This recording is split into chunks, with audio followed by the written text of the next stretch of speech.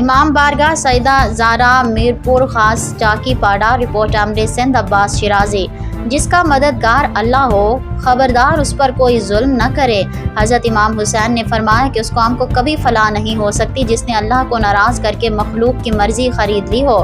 मजलिस अज़ा day खताब करते हुए मौलाना इरशाद इरफानी ने कहा कि 7वीं मजलिस अज़ा में ये कहा कि तमाम आलम इस्लाम को हज़रत इमाम हुसैन अलैहिस्सलाम और अहले बैत की पैरवी में ज़िंदगी बसर करना चाहिए ताकि आखिरत में शफाअत के हकदार बन सको। मरकज़ी मातमी जुलूस अलम जुलजना ताज़िया 8 मुहर्रम दिन 3 बजे मरकज़ी इमाम बारगाह दिन 3 बजे मरकज़ी मजलिस से मुनाकिद हुई और 4:30 बजे मरकज़ी कदीमी मातमी जुलूस अलम जुलजना ताज़िया ताबूत अज़ादारान मीरपुर ख़ास और ज़िला भर के मातमी दस्तों ने शिरकत की और अज़ादारी इमाम हुसैन अलैहिस्सलाम में शिरकत हासिल की। मतवली सैयद मोहम्मद अली नकवी, सैयद सग़ीर अली नकवी।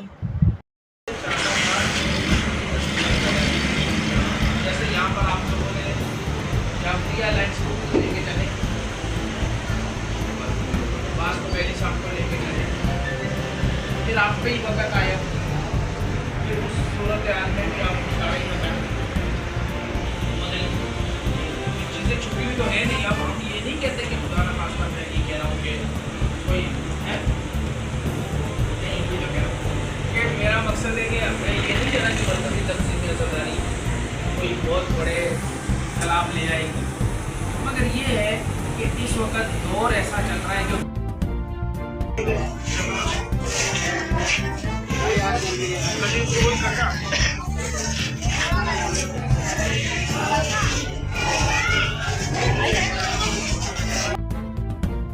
खास के लिए नए हो सकते हैं, लेकिन जिनका ताल्लुक कराची से रहा है, आना जाना रहा है या ज़्यादात की हवाले से क्योंकि वो ज़्यादा पे भी बहुत उनका आना जाना रहता है। माफी अंजुमनों को लेकर जाते हैं, कराची से बहुत सारे अदारों को लेकर जाते हैं जो और ज़्यादा भी करवाते हैं और अदादार के सिलसिले में बेहतरीन लोग हैं।